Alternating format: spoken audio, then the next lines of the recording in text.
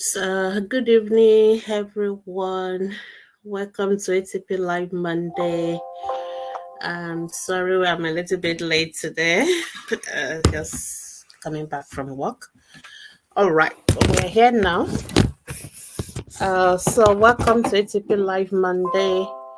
You can help us to share the video, share the links.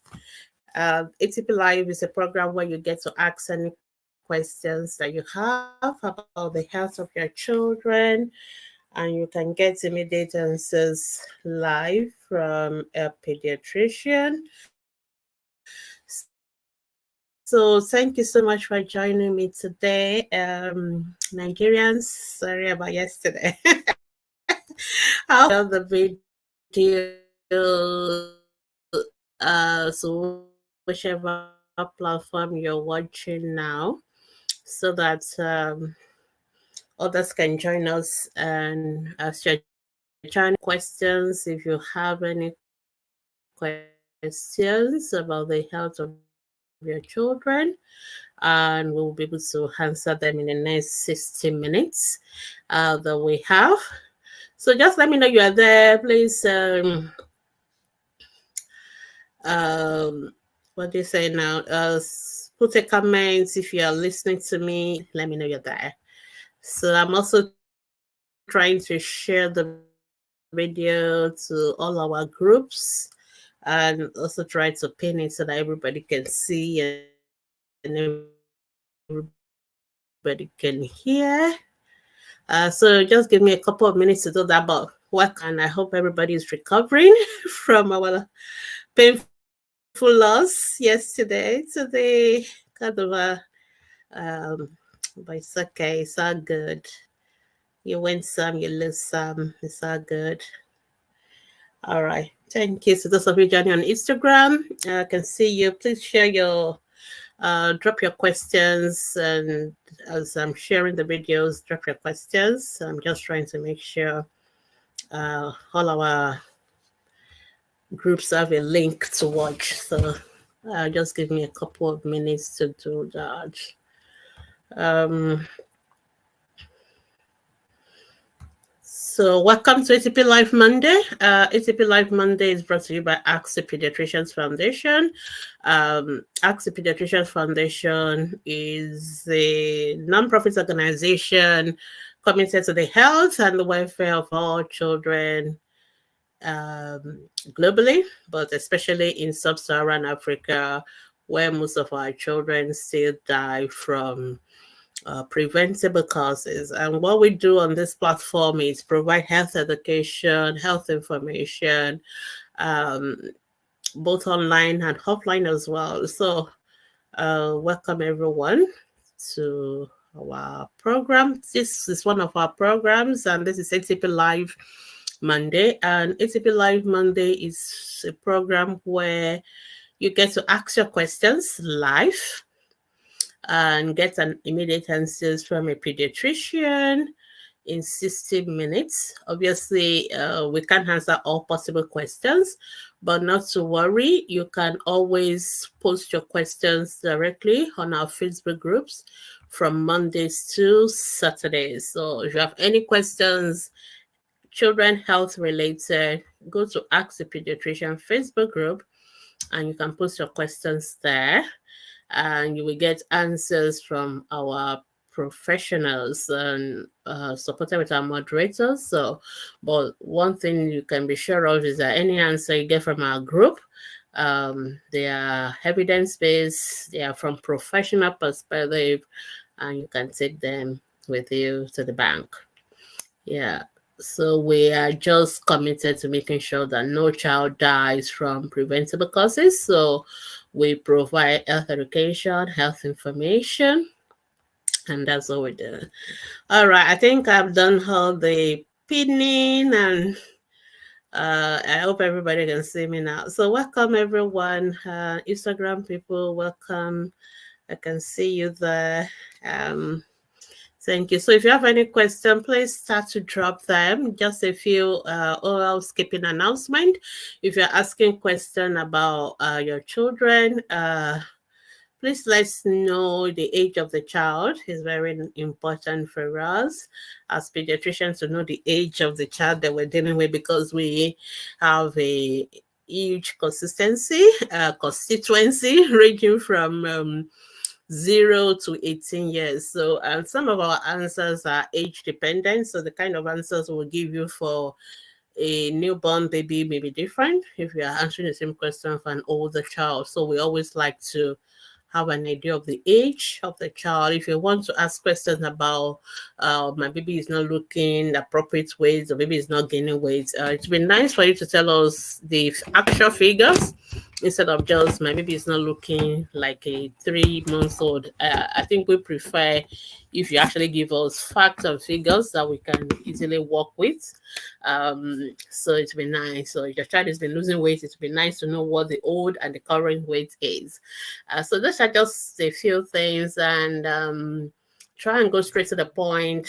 Focus on the concerns that you have. Avoid too much unnecessary information. Just give us the information that is necessary for us to answer your questions. We can't answer questions that require pictures, so you are welcome to post those ones on our Facebook group. All right, so thank you so much, everyone. I can't see any questions, so that's why I'm just going on and on. So let's try and ask our questions early so that we have enough time to answer them before we begin to um, rush towards the end of the program. So those of us who are early, let's start to ask our questions. Yeah, and just to remind you that you can always watch the repeat episodes, and I want to use the opportunity to welcome those of you who are watching this program not live, but you're watching after Monday, 6 p.m. Nigerian time. So that means you're watching a recording. You're welcome. The only difference is that if you're watching a recording, please watch patiently to the end, because we may have answered your questions. But if at the end of watching the video, we've not answered the questions that you have, not to worry. Just head over to our Ask the Pediatrician Facebook group, and you can post your questions there from Monday to Saturday. Some of you do hit us up in the WhatsApp. Oh, I'm not able to post my questions, and most times it's actually on Sundays. So just for us to remember that you won't be able to post any questions to our Facebook group on Sundays, because that's our break day.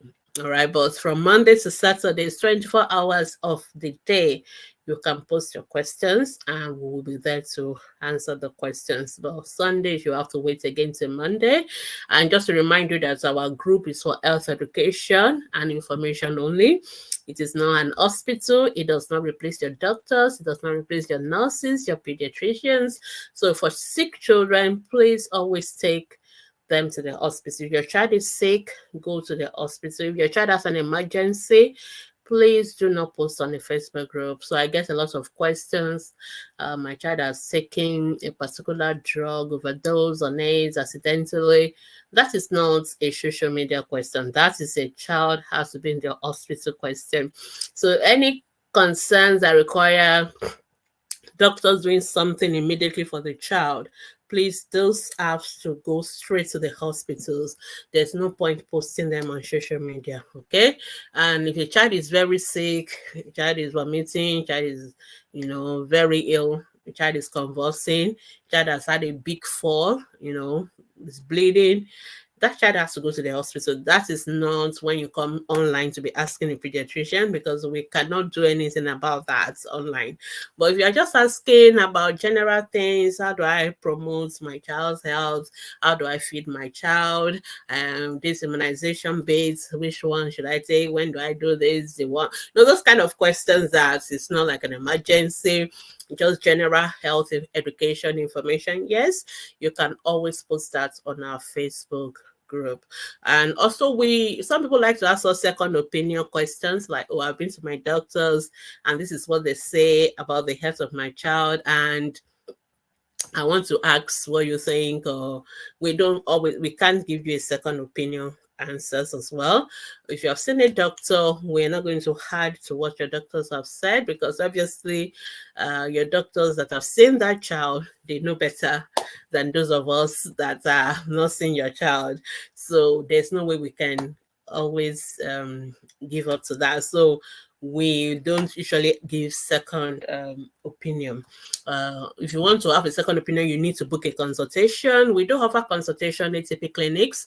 You can send us a WhatsApp message if you need that, because that means our professionals, we have to see your child either face to face, virtually, but they have to see you one on one. It's not something that can be done on the Facebook group. So I hope I have covered all the bases. I'm saying all this because nobody has asked me any question. So feel free to ask your question now, for those of you who are watching, and then we'll answer them. Thank you so much for joining us. And I hope you all listened to ATP Hour last Thursday. Just to remind you that every Thursday, I do a teaching, or we have one of our guests, professionals, do a teaching for an hour thereabouts on a topic of interest. And last week we did a topic on female genital mutilation, and I really went to town to explain what FGM means, and especially the complications, the immediate and the later complications, and why it's so important for us to let that practice die, to let it go to rest completely. It's not something we should be doing in 2024. No female child should be circumcised. No female child should have the external genitalia manipulated, cut, pressed, or anything done to it. That should not happen. That has to end. So I hope if you have not listened to that, all that is still available on this same platform you're listening to me right now. I encourage you to watch it and listen if you're on the podcast, or watch it on Instagram, GTV or Reels. It's also available on our YouTube channel. Just watch, and if you have any questions about the topic, feel free to also send us your questions and we'll try and answer them. All right. So we've not got any questions today. That's very unusual. 15 minutes into the program. Okay, I guess maybe we're still reeling from yesterday. I hope that's not okay. I seem to have gotten one question now. Okay, let's just answer the first question. What can one use for Ela? Okay, so thank you so much, Halebio Showgrace. So the word Ela is one word that is very popular, especially for Yoruba, those in Southwest Nigerian, and even some other cultures are also beginning to use the word. And it's just basically a word that many mothers or fathers or caregivers of children tend to use for rashes, and so just say la, it just means a rash. However, there are different kind of rashes, and so for rashes we need to say it. Okay, we need to say, we can't just go by your word Ela, because I found that the people use the same word for different things. It's just like the word jedi, people use it for, and I always ask people to tell me to write in a simple English or descriptive word of what they meant when they used that word. And you'll be surprised that I came up with more than 20 different answers, ranging from a rash to bloody stool to back pain to rectal prolapse. So as much as possible, when asking questions on our platform, we don't want you to ask using a local or native diagnosis name. It's better for you to describe, my child has a rash, it looks like this, it looks like that, it's itching. But first, take a picture of that rash and show us on our Facebook group, because it could be a fungal infection, it could be a bacterial infection, it could be an allergic reaction like atopic dermatitis, it could be anything really. So we don't go by the word Ela. It doesn't have an automatic English equivalent, because people use the same word for different kind of rashes, which in English will be different causes, different treatments altogether. So Grace, I will appreciate if you just take a picture of that rash, post it on our Facebook group, and tell us information about your child. How old is this child? How long has the rash been there? What are the other symptoms? Is it itching or not itching? Is there fever? Is it bringing out water? Is it bringing out pus? Those kind of information. Have you done anything? Some of you have done some things either that made the rashes worse or made it better. So if you give us those information, then we are able to advise you on what we think is causing the rash and what we think you should do. Some rashes don't even need any treatment. It may be as simple as maybe you're using a particular product that the child is reacting to, and all you need to do is to stop using that product. Or it may be the child is having an infection and you just need to go to the hospital to get either an antibiotic if it's a bacterial one, or if a antifungal product if it's a fungal infection. So, or if it's a viral one, sometimes you don't need to do anything, just wait for it to go by itself. So different rashes, different causes, different approach. So, but we can't use the word ELA to mean anything. So I hope that is clear. Okay, so you are giving me more information. It's a discoloration on the scalp. Yeah, so discoloration on the scalp, again, what is it? What kind of discoloration? Is a lighter color, which sometimes we tend to get in fungal infection. Sometimes we get them in, especially when it's associated with hair loss, we have what we call seborrheic dermatitis. So all that. So just take a picture, like I said, give us all those extra information, post it in our Facebook group, and we'll be able to take it up from there. Thank you for opening our group discussion for today. All right. I still don't see any question on Instagram because Instagram questions tend to disappear. So I need to keep checking it. The next question is Akane Hamina Zifedapo. Good evening, Best Test Dr. Eva. Wow, that's a huge compliment. Thank you so much. Birth weight is 2.9, current weight is 7.5. My baby is 8 months old. He's always scratching his eyes and mucus on his eyeball. All right, thank you, Aminat. When you say it's always, I always like to have a timeline for how long has that been going on, 1 week, 2 weeks, because the word always can be it's too generic. We don't know how long. So are you saying the child has been doing it from birth? Because that's what it will mean to us. Like from the day the child has been born, for the past 8 months, the child always itching the eyes. And we just want to know, is the eyes bringing out water? Is any eye discharge? Is it bringing out water or mucus or pus? Is it red? Is it brown? What color is the eyes? The white part of the eyes, what color is it?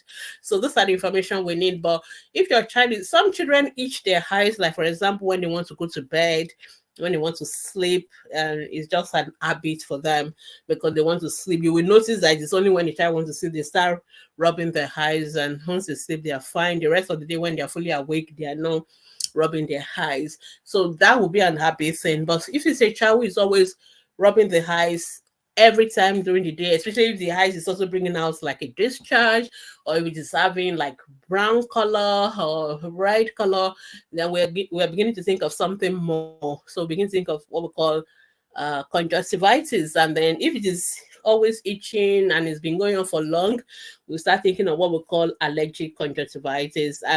For us, you need to see the eye doctors. The most important thing for allergic conjunctivitis is to know, is there anything that the child is allergic to and that we can get rid of? Or sometimes the eye doctors, the ophthalmologists may actually give you some eye drop that is for allergies. So please don't just buy eye drops anyhow. We have different kind of eye drops depending on what we're dealing with. We have eye drops for infection. We have eye drops for allergy. We have different kinds. So you have to see an eye doctor if it's something that's been going on for so long, and then they can take it up from there. So if you are sure it's not an habit, it's not happening only at a particular time of the day, but it's something happening for a long time, or you even go for treatment and it's coming back again and again, then we have to think of possible allergic conjunctivitis, and then we can take it up from there. And the best specialists will be the eye doctors, the ophthalmologists, not the opticians, not the ones that give you glasses or optometrists. It will be the ophthalmologists. All right, there are different kind of eye specialists. All right, love it. He's asking, my 4-year-old doctor has dry cough. Oh, this is from YouTube. That's interesting. Thank you for joining us from YouTube. I love it when people join us from YouTube. So my 4-year-old daughter has dry cough. The cough occurs more at night, okay? And as of this evening, she's breathing fast. Okay, will it resolve on its own? No. If a child is breathing fast, you've got to go to the hospital. You've got to go to the hospital.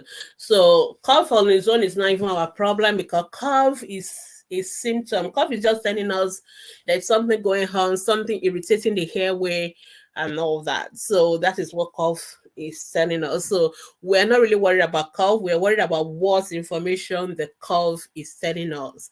And so now that you have introduced a dimension to it, that the child is breathing fast, we need that child to go to the hospital, because fast breathing could mean the child is having something like pneumonia, could mean the child is having something like asthma. Anything that is causing fast breathing means the lung is not coping, there's something going on, and that is not something you wait for it to go on its own.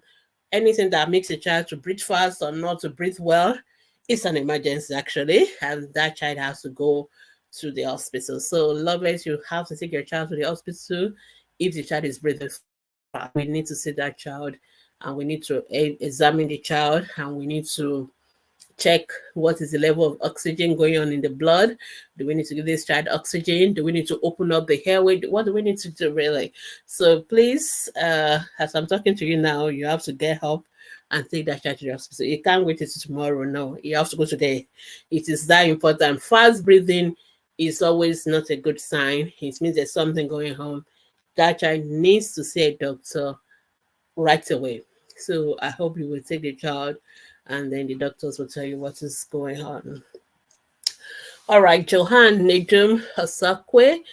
Good evening. What is the work of DHA? Okay, this is another question from is it from YouTube or from okay, I think it's from Facebook. Okay, I think it was my background that is showing the WhatsApp link. All right.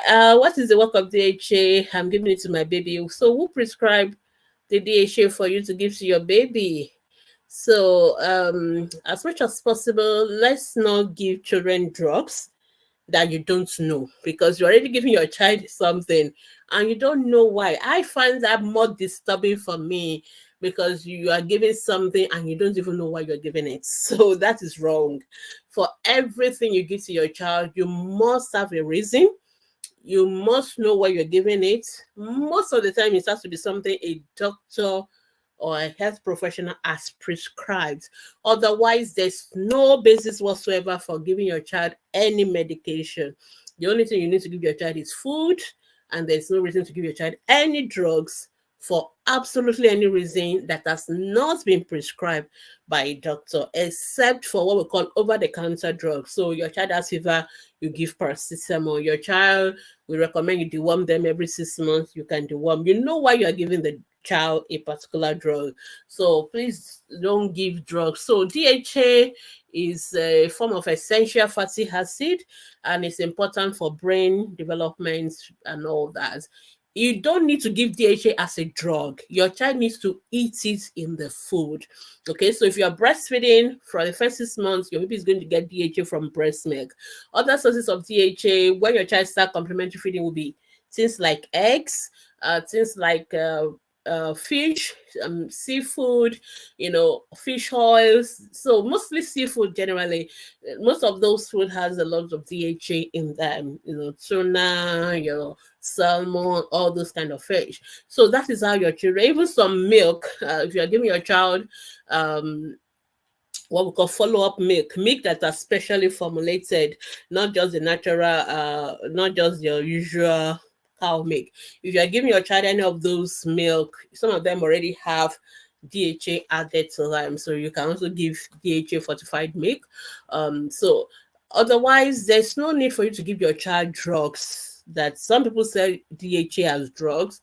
The challenge with drugs is that for every drug that you think you are giving your child, I'm giving my child DHA, there are so many other things that have been added to that drug to make it look like a syrup. There are preservatives, there are what we call excipients, things that are not what you want to give to your child, but we have to add it to the drug to make the drug stable, to make it easier to process for you to be sold in the stores.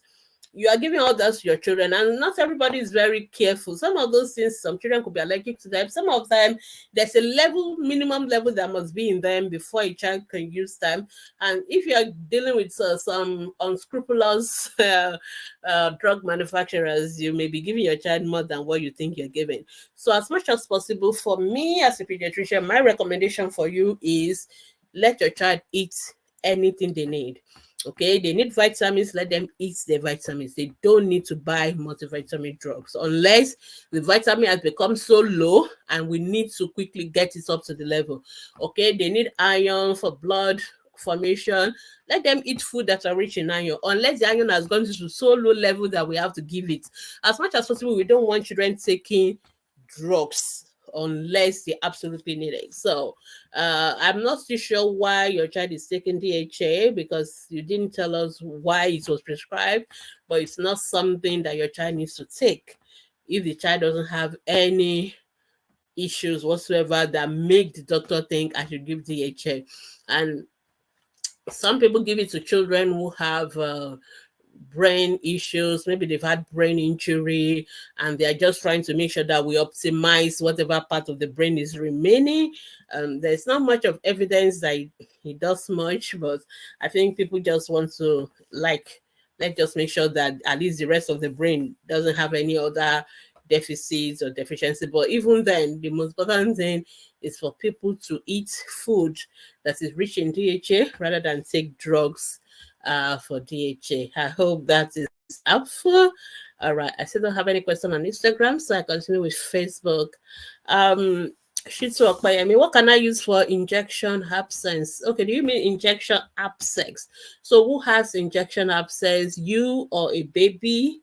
Because I'm a pediatrician and I try to abide by my callings, so I try to answer questions that has to do with a child only. But let me assume, and actually when you're asking me a question about children, I also want to ask that you tell me their age and all that is very important.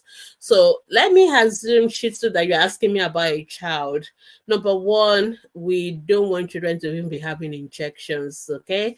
Unless the only thing we like to give them as injections are the immunizations, all right? Otherwise, no injections, intramuscular injection, avoid as much as possible in children. I know some of us will go to all these private hospitals. The number of times I read about people telling me, oh, my child has malaria and they've given her 3 injections. I'm always how will I put this? I'm always kind of upset about that, because most of these children that you're giving injection anti-malaria don't need them. But I know some of us parents, we are also the culprits, because we always think until they give my child injection, the child is not going to be better. That is not true. Most children don't need injections, and we don't want children to take injections again. We want them to take the drugs by mouth. It is safer. It is not more effective when they give it as injection. It is safer. It is less risky when children take the drugs by mouth than by injection. I know some of you say, oh, some children don't like drugs. Yes, I understand that, but we can work around that. There are many ways we can work around that. But look at this complication now. Injection abscess would never have happened if the child has not taken an injection. This is why we don't want the child to take injection. It's not just only the abscess. Children can react to drugs. And when children are going to react to drugs, they react much, much faster if you give it as injection compared to if you give it as oral. And like if the child has taken drug by oral and we now find out that, oh, it's an accident or the child should not have taken it, we can easily stop that. But if it's injection, it's gone straight into the blood. And so we don't want that. So as much as possible, please stop insisting on your children taking injections. Those private hospitals some private hospitals love to give you injection because they can bill you more money, because you have to keep coming back every 3 days. You have to come back every day for the injections, and then the nurses have to give it. So they charge you a lot more money than rather than prescribe for you to just go and buy oral drugs and you don't have to come back. Some people do it as unscrupulous activity. Please tell them, I'd rather my child take the drugs by mouth. The only reason why a child should have injections if the child is vomiting and the child is not able to take the drugs by mouth. And even then, we prefer they admit the child and give it into the veins, okay, as much as possible. So we try to avoid injections in children, intramuscular injections. No, no, no. All right. So if a child has already gotten injection, whether from immunization or from unnecessary intramuscular injection, and germs has been introduced into that injection site, then it can lead to what we call initially cellulitis, then you form into a pus, and then that's when you have injection abscess. Okay, and what we need to do for injection abscess is an infection, most time bacteria anyway. So the child needs to take antibiotics. One. Two, the child needs to have those pus removed. We have to drain it out. So, bottom line, anybody with injection abscess has to go to the hospital. You need to see a doctor so that we can prescribe antibiotics for number one, have the right dose for the right weight and everything for the right duration. And secondly, we need to get out the pus. We need to take out the pus, and through a simple procedure we call incision and drainage. Sometimes we have to wait for the pus to be a little bit soft before we do the injection, incision and drainage. So that is a treatment for injection abscess. It's the same treatment whether you are an adult or whether you are a child. It's still the same thing, but I deliberately don't want our children to have injection abscess. So that is that. All right, let's move on to the next question. Um, Vera Ugochukwu, my baby of 2 years always reacts to milk. Then don't give the child milk. End of story. She pulls like 7 times after taking anything that has milk.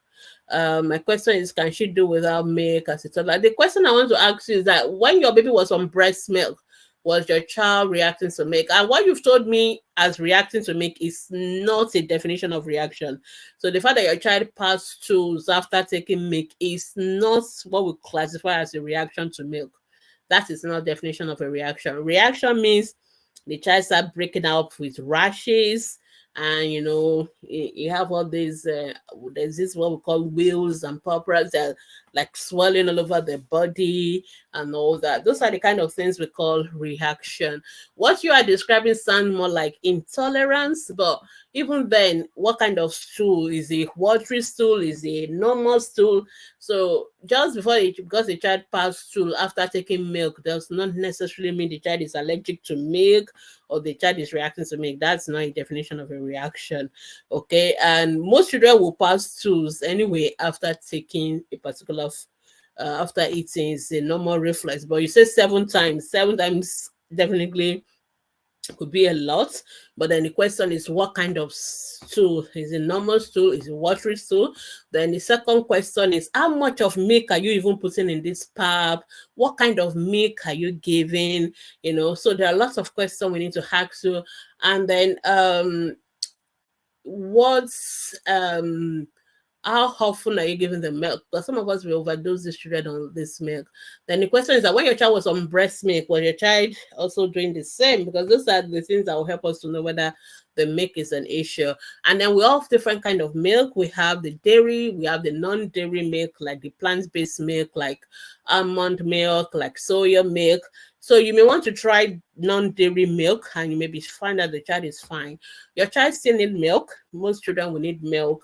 But if your child, there are children who have through milk allergy. So, and these children who have through milk allergy, they can't even eat things like biscuits. They can't eat things like cake. They can't eat anything that has milk in them. It has nothing to do with whether you give it as pap or tea. They can't even take anything made with milk. Those are the people that really have through milk allergy. So for those children, they don't have to take milk. They will not take milk because they are allergic to milk. And what we do for those children is that we give them, what do they need from milk? Calcium. So we give it to them separately. All right. And if it is a milk, like dairy milk allergy, like cow milk protein allergy or those kind of things, we can give them non-dairy milk. We give them plant-based milk like almond or soya. And if they are fine, it's good. Some children can't even stand that as well. So no milk, but we have to make sure that they get their calcium and other ways. So that is what we do for children who are allergic to milk. But I still don't agree that your child has milk allergy from what you've said. I think you may need to give us more information before we agree to that milk allergy. And there are doctors who are the allergy specialists, so you can see them and they can test and they can confirm. All right, Princess. Good evening, Doc. Thank you for the good job. You're welcome. Please, I noticed a portion of hair loss at the side of my 9-month-old baby's boy. You've seen a general doctor, okay? But I couldn't clearly see. I was scared of. I'm not sure. I guess anyway, scaring alopecia or not. After a month of application, we didn't see much improvement. We went for review last week. We then referred to pediatrician. We requested. Okay, so Princess, you've seen all the people that you need to see. I'm not sure where your question is going because your question has been cut off from Facebook. After a while, Facebook won't allow the rest of the comments to show. So I can't see what is written beyond natural shampoo, natural cream. So obviously your doctors think that hair loss is a fungal infection, and that is what they're treating it as. So I'm not really sure what your question is because it has been cut off. You can see ask it further down. But again, like I said at the beginning of the program, we can't offer you a second opinion on this kind of a platform. I have not seen your child, so there's no way, but I can trust that my colleagues have seen your child. You've seen a general doctor, you've seen a pediatrician. Whatever they say, I believe they know what they're doing. If you still want a third cut of opinion, then you have to say dermatologist. That's the experts when it comes to that. It is not clear to me what the issue is. Okay, Amina, you said you didn't hear my response. No problem. You can rewatch the video. The video is going to be live, and you can go backwards and go to where I answer your question. You will see your own question on the screen, and then you can just listen. You can even go backward now since you're on Facebook. Just go backwards and listen to the parts that I answered you. It's recorded, or you can just wait until the program ends and then you can ask your question. Okay, Princess Mina, you asked your question again, but it keeps getting cut off. You need to keep your question short, but I believe I've answered you. You've seen a general doctor, you've seen a pediatrician. Do whatever they ask you to do. If you are still not happy, you want a third opinion, you got to see a dermatologist. I think that's where we just leave it at. All right, Makasin Chiamaka, please, what's the cause of a newborn of 5 weeks suddenly shaking his two hands during sleep? Okay, that's not a cause of anything. That's normal. There's nothing wrong with babies shaking their hands. You also move your body when you sleep, so I'm not worried about that. Unless the child is shaking and that shaking is enough to wake the baby up from sleep and they are crying, then I worry about is the child having a convulsion or not. But babies shaking their hands during sleep, shaking their legs during sleep for a few seconds, it's nothing to worry about. We call it benign sleep myoclonus. Just don't worry about the big jargon, but it's nothing to worry about. It's a normal thing, so don't worry about it. Well, you said there's no sound or noise. Sometimes it does it and appears scared. Okay. How would the baby appear scared during sleep and there's no sound, there's no noise? So how do you know the baby is scared? I find that difficult to process in my brain. So usually if baby is scared, baby will make a sound, baby will cry, which is what I just told you. If baby is shaking, they don't, there's nothing to worry about. If baby is shaking and they wake up and then they cry, then that is when I'll worry about it. But I'm not sure about the scaring parts where the baby is not making any noise and the baby is not awake.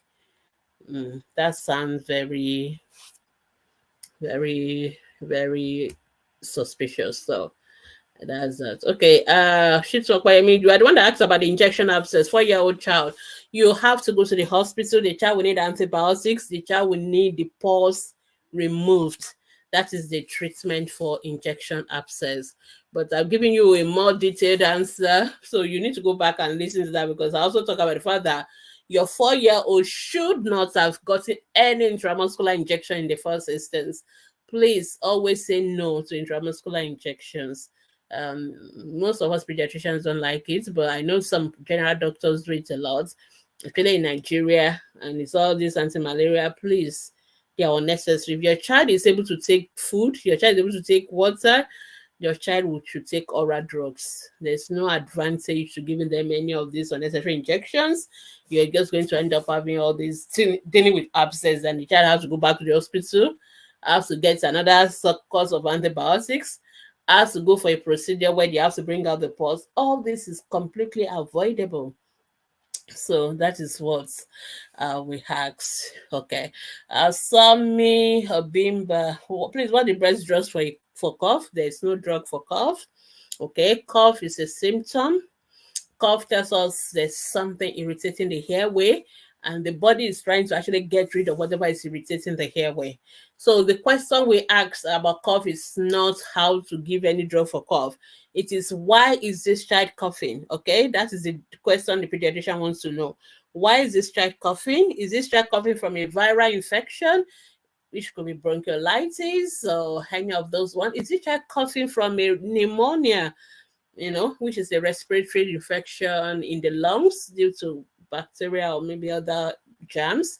Is this child coughing from asthma? Is this child coughing from tuberculosis? Is this child coughing from a heart problem?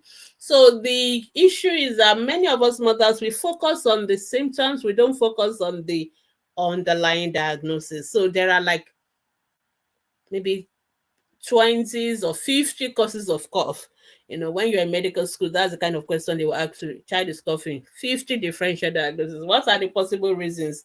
That is how doctors think. So we are not interested in the cough per se. We're interested in what is causing the cough, because the treatment is not for the cough.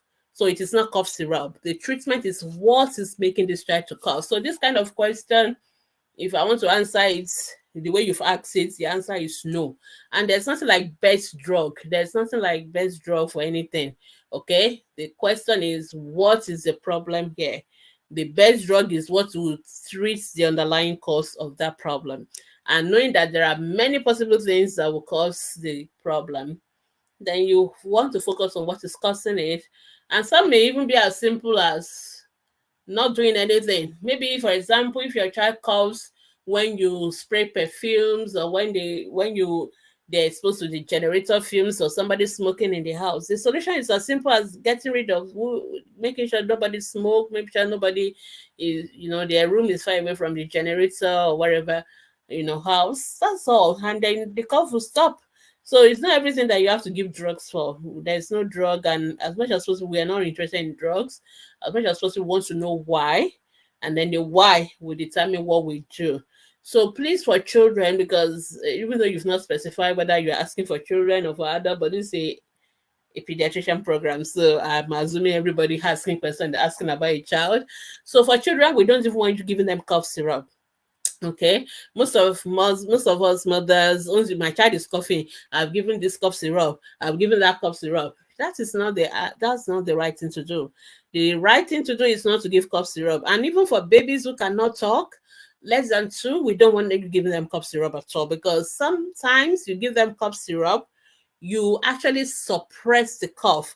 Whereas the cough is actually a signal for us that there's something going on and we need to do something. But you suppress the cough with the cough syrup, the child is not coughing, but the pneumonia is still there, the asthma is still there. The child can die from that. Yes, that's why some of our children die from pneumonia, because instead of us taking the children to the hospital, asking questions, what is making this child to cough? Like the first mom who asked me, our child is already breathing fast. That child needs to go to the hospital. That is not a child you are going to be giving cough syrup and keeping at home. Because by the time the child comes to us, then we are running. We are not sure whether we can see meet up again. So please don't be giving children, for the older children, because they can talk, they can tell you, I'm having chest pain, I'm having this and that, then you will know. But the younger children who cannot talk, that cough getting worse or making them breathe fast is actually the way we know that something is wrong. But when you give them cough syrup, you suppress the cough, you suppress their breathing. Most of those cough syrup actually slow down children's breathing. Children need to breathe all the time with their nose. They must not have their breathing suppressed, because for children, unlike adults, they don't have as much reserve of oxygen in their blood. So children tend to have what we call respiratory failure first before their heart will fail. Whereas in adults, their hearts will fail first before, so we want children to always be breathing. And when they are not breathing, or their breathing is slowed down, is worse. So please don't suppress it with those cough syrup. The question is, why is this child coughing? That is what we need to ask. That's what we need to address. And if you are not sure why the child is coughing and the cough is a lot, please, you have to take the child to the hospital and let's deal with the underlying cause of the cough, not giving cough syrup. It's just like giving paracetamol for somebody who has malaria. The paracetamol will make the fever go away, but it has not treated the malaria. So the person can still die from the malaria, even though you've given paracetamol to make the fever disappear. So that is the same thing with cough. It is not to give cough syrup to make the cough less. It is to deal with the underlying cause of the cough. All right. Bukola Shewale, what is the work of vitamin A that children take? Okay, thank you. We give vitamin A to children because they need vitamin A. So vitamin A are what we call vitamins. Generally, we call them welfare food. They are like, we need them in small quantities, but they are very crucial to some what we call metabolic process, some things that go on in the body, some things that our organs and all those body system do. There are certain works they do that you don't see. We call them metabolic processes. So we need these vitamins to support those processes, the formation of new cells and all those things. So that is why those vitamins are important. Vitamin A especially is very important in the formation of some things in the eyes. We call them the in the retina. We have certain things in the retina, which is where we see. Vitamin A is very important in formation of those particular structures. So that is why when children don't have vitamin A, they can have what we call night blindness. They can go blind. Vitamin A is a deficiency, is the number one cause of preventable blindness. You can imagine somebody going blind for something as simple as giving them just one drop of vitamin A, and a lot of children go blind for that. Yes, because a lot of children are malnourished because people just give them pap and milk. There's no vitamin A in all that. So, and in Africa especially, most of our children, where they don't eat good food, they don't get good source of vitamin A. So what we've done is to make it almost impossible for any child to have vitamin A deficiency, because it's so simple. It's as simple as us putting vitamin A in almost all the food that children will eat. So we put it in bread, we put it in sugar, we put it in butter. Then we also give it to them every 6 months, because luckily for us, vitamin A is one of those what we call fat soluble vitamins, so we can store it. You don't need to take vitamin A every day. If you take one enough big dose, your body will keep it and will use that one for the next 6 months before you take another one. So that is why we give our children vitamin A supplements, because there's no absolutely unacceptable for any child to go blind from something as simple as vitamin A. But yet, it is the number one reason why many children have blindness that we could have prevented. So that is why we give vitamin A. Vitamin A is also very good for forming what we call the lining, the epithelial layer, the lining of the of almost all the organ, the respiratory system, the GIT, they all have this lining, and this lining are always completely change all the time. So vitamin A is very important for the formation of those lining and all that. So there are so many other little work that vitamin A does in the body. So that is why we give vitamin A. But more importantly is to prevent that blindness. Honestly, there's no reason why any child should be blind because they don't eat food rich in vitamin A. And so that is why.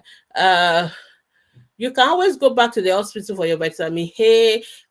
Before, we were giving vitamin A every 6 months for 5 years. But I don't know whether because Nigeria, we're having some issues, yes, getting vitamin A and all that. So most health centers now tend to give it 6 months and either 1 year or 15 months, and that is it. But before, we actually were giving it every 6 months for up to the age of 5 years. So one, you can go back to health center and they can give you the vitamin A. You have to be taking every 6 months. Two, you make sure you give your child food that is rich in vitamin A. So when you're buying flour, check. You will see the logo of an eye. Once you see the logo of an eye on the product, it means that product has been fortified with vitamin A. So you will see it on your oil, you will see it on butter, you will see it on flour, you will see it in sugar. So anything that has that logo of the eye, it's then fortify with vitamin A. Another thing we do fortify is iodine, because that is very important for thyroid function. So when you are buying salt in the market, buy the one that has iodine, the one that is iodine. We've added some iodine to it, so that there's no reason why any child should have hypothyroidism or goiter because they have iodine deficiency. It can be added to salt, and that's all you need to do. So those micronutrients, the vitamins, the other micronutrients and all that, we do sometimes just add them because we need them in so small quantity. And it's not like your rice or your beans that you have to eat a lot of it, just tiny bits. But when they are missing, the kind of problem we get when they are missing is worse, and we call it hidden hunger. So it's not the hunger you see in the weight or the size of the child, it is the hunger you see in terms of the diseases that the children are going to have. So that is why we do fortify, and that's why we do give vitamin A. All right, Instagram people, no questions today. All right, that's good. I keep checking. All right, Princess, okay. I'm not seeing any improvement. Okay, since Princess have already said the best thing to do is to go back. Okay. You cannot share photos on this platform. This platform allow you to only ask questions in words. You can, but we're not going to be able to give you a second or third opinion on a Facebook group. You need to go back to your pediatrician, or you need to ask for a referral to see your dermatologist. That's the next thing to do. Sadia is a good evening. It's already been helpful. Thank you for your feedback. Nasib can Georgia recurrent eczema in children. If your child has eczema, it's a genetic condition. It's something your child is born with. It's something they are going to be prone to for most of their lives. Some of them outgrow it as they get older, but your dermatologist is your best friend, especially if your child has a bad one. So the first thing you want to do is to identify what are those things your child tends to react to, what are those allergic things. So these are the children you don't want to be joking around with and using products that have a lot of perfumes, and sometimes mothers we fall victim of all these people that are just interested in making money. So I see the other day, lots of mothers arguing over, oh, baby cologne. My baby must use baby cologne. My baby must just. I was just like, oh, seriously, you people don't know what you're dealing with. Most of these things are absolutely unnecessary in children. And it's not because doctors don't like your children smelling nice or anything. Your children don't need no cologne to smell nice. They smell nice on their own. Just give them a nice bath, and that's fine. Most of these things are chemicals. Most of them children can react to them, whether it's in the cream, it's in the oil, it's in the soap, it's even just you putting it on them. So if your child has allergic tendency, you don't want to go near all those kind of products. You want to use product that are natural without any of these chemicals as much as possible. Okay, so all these so-called baby collection that most of us do, they are absolutely not necessary. Okay, and I know there's a lot of peer pressure on parents also go to peer pressure. Everybody is buying it, I must also buy my own. No, don't buy what will cause you more problems. Okay. And there's a day, yes, like last week, somebody was showing me a picture of a nice pillow. And like, oh, when can I use this pillow for my newborn baby? Blah blah blah. I like, what age can I say? I like, because you already know your baby does not need any pillows, so there's no point saying what age can I use. So I was trying to tell this mom, and I was just, which is what I'm saying now. It is not everything they sell in baby stores that your baby need. Most of those people making those things, they are not doctors, they are not pediatricians, they don't know nothing about babies or their health. They are just after money, and they think everything adults have, we should make a baby version of it, make a baby version of the pillow, make a baby version of the cologne, make a baby. They're just after the money, and they know, of course, mothers just like to buy lovely things for their babies. Most of them are absolutely unnecessary, so don't waste your money buying them. All right, so if your child is having eczema, you want to use natural products. Your black soap, natural black soap, like the one they make in the shops, that not the tush one, no, that they've added so many things to it to make it smile again. The natural black soap will be better for you. Okay. or if you have money, you can buy things like Cybermen, product that's already customized. They remove all the soap, they remove they put the pH to be close to the body. It's almost like just using water, really, honestly, and that's fine as well.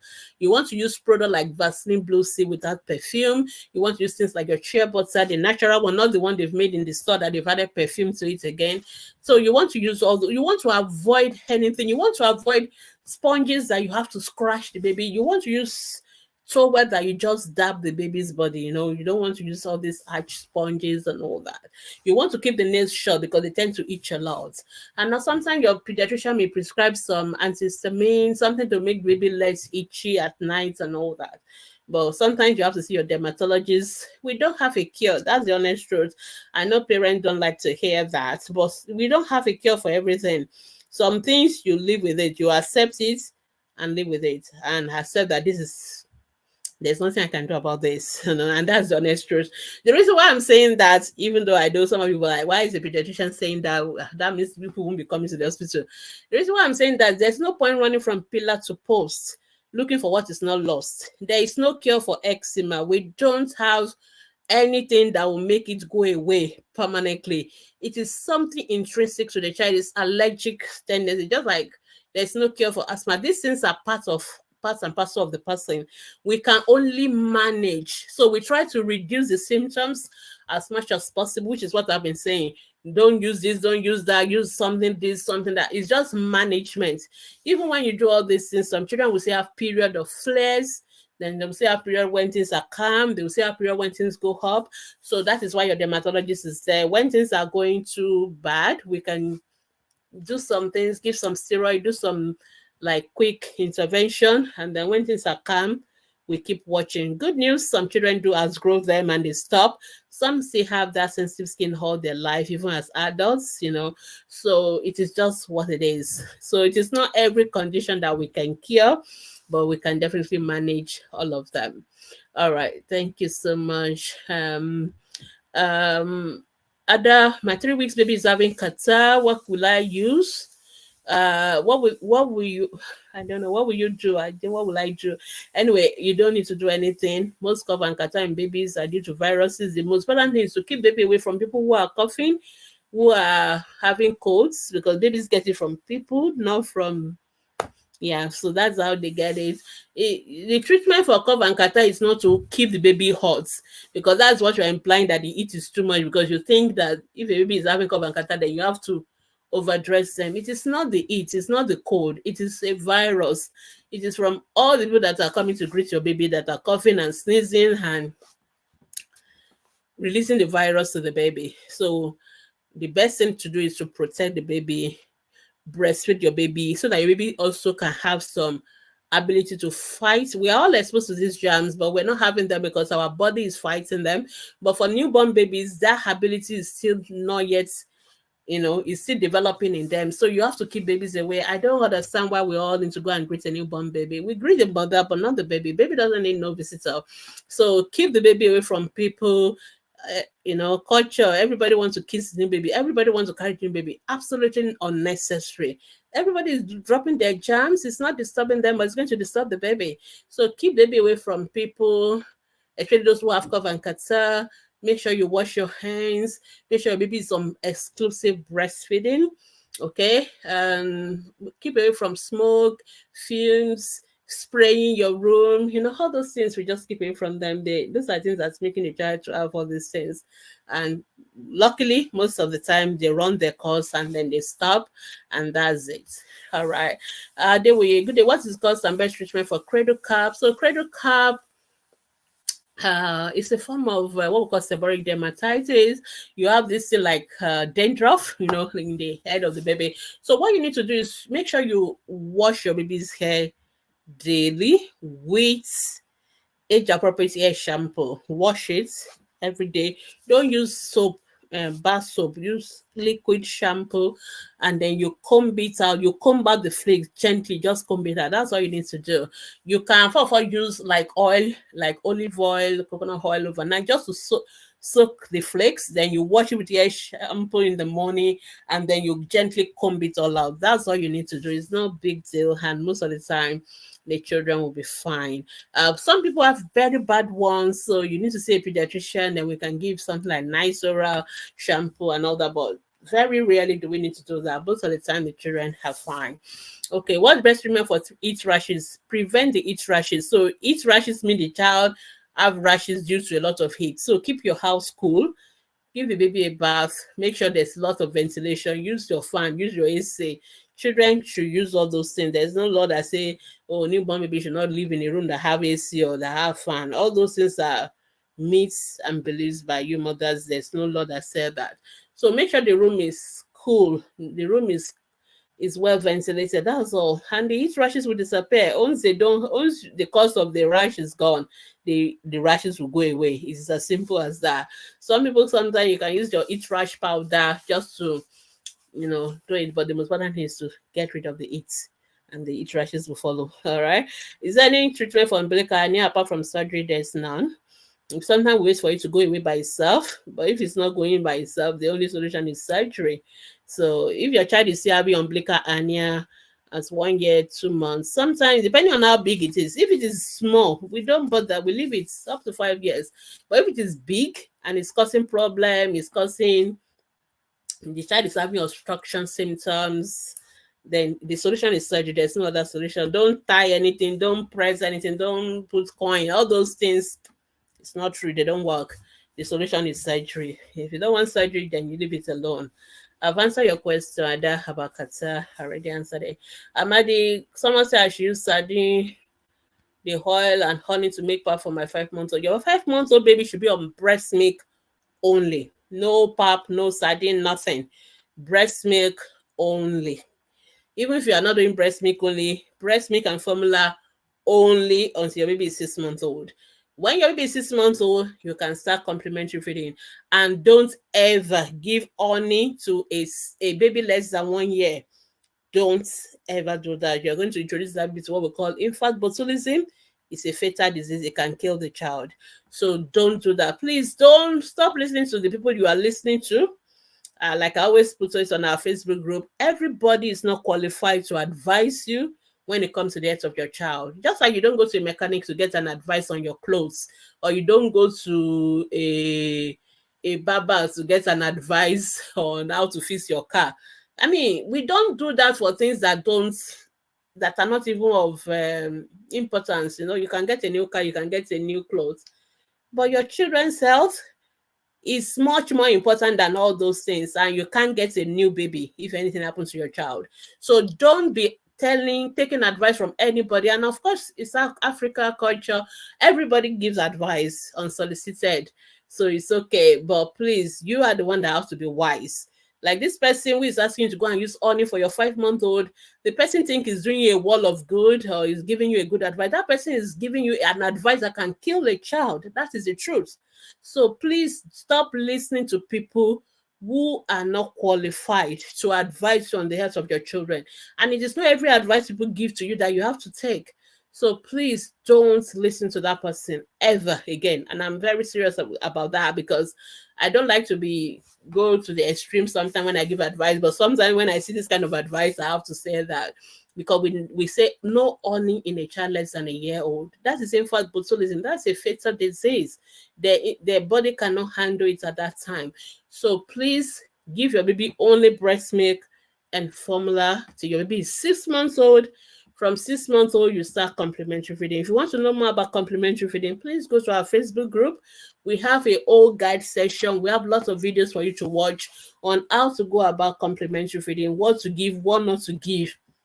So you need to go through that. We can spend 1 whole hour answering that question. So the most important is that don't give anything when your baby is 6 months old. That is when your baby's body can handle solids. And complementary feeding is not just only pap or sardine or whatever. There's no food your baby cannot eat. Of course, you can't give honey, but you have to know how to give it, the texture, the quantity, and of course, you keep breastfeeding as well. So please go to our Facebook group and do the complementary feeding course first, and then you will know how to go about complementary. When you go to your clinic, these are the kind of questions you should ask your nurses and doctors, and they'll also be able to tell you. All right, my time is up. I got to go. Please, can a newborn baby be tested and be positive for malaria before being discharged from the hospital. Yes, a newborn baby can have malaria. Baby can have malaria from the womb. And that is why do you think we treat you mothers for malaria every month until you have your baby? Because you can pass malaria to your baby as well. So that's why doctors give mothers, pregnant mothers, anti-malaria. We give you your fancy that every month, preventing malaria from getting to the baby. So newborn baby can have malaria. We can treat them, but we have to confirm it first. So their own malaria is not because you think baby has malaria. Don't make a self-diagnosis of malaria. Every fever is not malaria, especially in a newborn baby. There are many other reasons why a newborn baby can have malaria. And some of us, we just carry the same approach to ourselves. We carry it to the children. Please don't do that. So a newborn baby have fever, it is not malaria. Don't make that assumption. That child has to see a doctor. We need to see the child because the child can have sepsis, the child can have so many other conditions that can make the child to have fever. So it's not every symptom is malaria. No. If you think your child is having hotness of the body, which is actually what fever is, let the doctor say that child. Go back. If you've been discharged, go back to the hospital. They don't say you can't come back. Go back.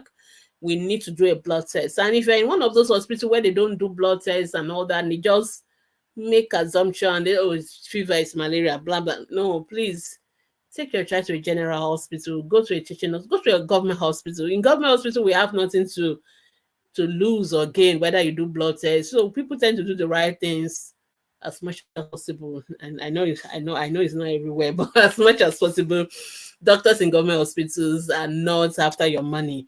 So we are after making sure we do the right things for your child. So let them test the child, confirm if it is malaria, confirm if it is sepsis. Newborn babies are still very fragile.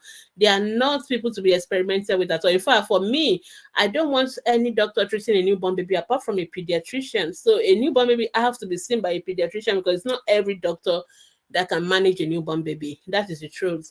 Only pediatricians, even for pediatricians, that's maybe neonatologists, but at least pediatricians, neonatologists may be stretching it a little bit, but please, if you deliver in a hospital that is run by a general practitioner, a medical officer, and your newborn baby has fever, please take your baby, go to a government hospital that has a pediatrician. It could be general hospital, it could be teaching hospital. You have to go to a hospital that has a pediatrician. I'm saying all this with all sense of responsibility because I've read and I've seen a lot.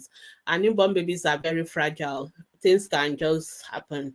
And if we mix the right thing, so it can be dangerous. So we don't want that. So take the baby to see a pediatrician, let them do their test. Then they will tell you it's malaria or it is sepsis. They all look the same. For the newborn babies, everything look the same. So it is doing those tests that will help us to know which is which. All right. Thank you so much, everyone. I think my time is up. I've got to say goodbye. But like I said, if you still have any questions about the health of your children, and I hope I didn't miss out anybody's question. I hope not. If you have any questions still about the health of your children, no worries. You can take your baby. You can post your questions on our Facebook group and ask the pediatrician Facebook. You can't miss our Facebook group now. Once you go to Facebook, just write ask the pediatricians. You can't miss us. You will know that you are in the right place. So you can ask your questions there Monday to Saturdays. If you have adult health issues, we try as well for our parents. You can post it on ATP family, pregnancy, all those things. We try. It's not as big as our ATP Prosper. We try to do some support for other family members. Most time we say have to go to your doctors anyway, but it's important for you to know that. So feel free to post your questions there. And look out for me on Thursday, and I think I'll be talking about something important again. And if you want to watch all the past episodes of ATP Live Monday or ATP hour, feel free to watch them. If you want to listen to them instead of watching, you can go to my podcast, Ask Dr. Mimi ATP podcast, and you'll be able to listen as well. We are available on Spotify, most of the podcast platform, Google Podcasts, Amazon Music. If you just Google Ask Dr. Gbemi TV podcast, you will get us on any of those platforms. So thank you so much. Have a wonderful, wonderful evening, and I will see you again on Thursday, or we'll meet on our Facebook group. Bye.